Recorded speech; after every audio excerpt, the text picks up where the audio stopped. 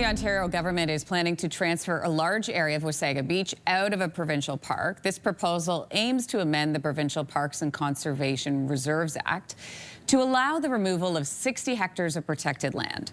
Officials say this move will help with the revitalization effort, but critics worry that it could set a precedent for future provincial park transfers. Tim Gray is the Executive Director of Environmental Defence, and he's joining us this morning. Good morning to you. Good morning. So walk us through what the plan is right now.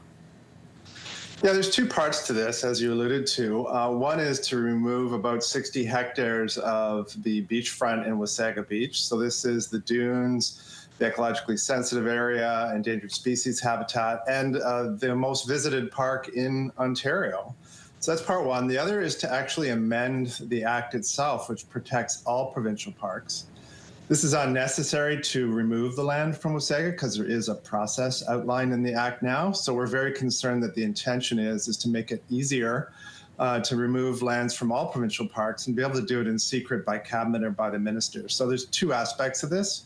One, the direct impacts on Wasaga, and secondly, the impact that's possible for all the rest of the parks in the province. And just to be clear, when we say remove from sort of provincial park protection, it's being handed off to the town? It is, and this is being done for a tourism development scheme that the town has been pursuing with a major developer. We have no opposition to the idea of revitalizing tourism infrastructure in Wasaga Beach, but it should not occur on the park. There is land owned by the town, there's private land that can be acquired. There's no need for these ecologically sensitive areas to be handed over to this tourism development project. Because what are your biggest concerns with this removal? Yeah, of course, it's the precedent and the fact that parks are meant to be protected for the people of Ontario forever. They have an ecological integrity mandate.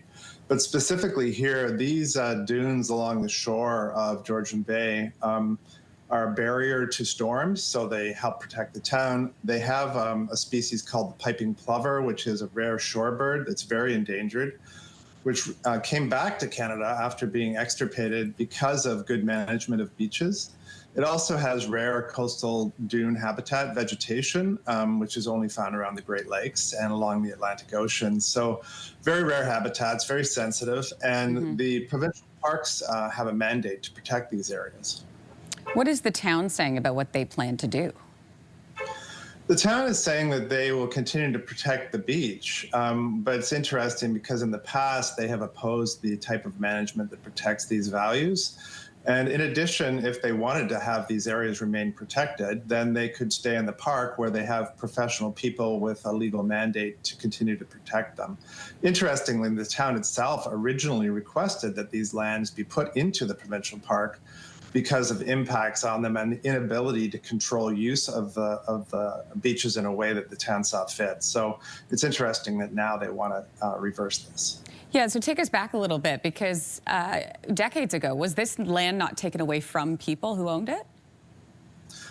Actually, decades ago, back to the 1950s, the town actually requested the provincial government make these areas provincial parks. So there's a long history here of risk of overuse, risk of damage to these lands. Eventually, they became provincial parklands, and they should stay that way.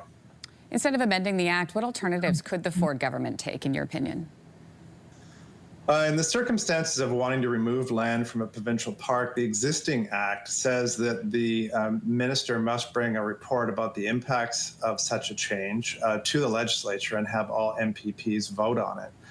This ensures some level of transparency, an evaluation of the impacts, et cetera. So our concern is they're planning on changing that so they no longer have to do that, and reducing the transparency, reducing accountability to the people of Ontario, and therefore threatening other parks like Algonquin, Killarney, Quetico, other high-value parks where developers would love to get their hands on the properties. Tim Gray, Executive Director of Environment Defence, thanks for joining us this morning. Thanks so much. Have a great day. Yeah, you too. If you like that video, make sure to subscribe to the Your Morning YouTube feed, where you can find all kinds of new content posted every weekday morning.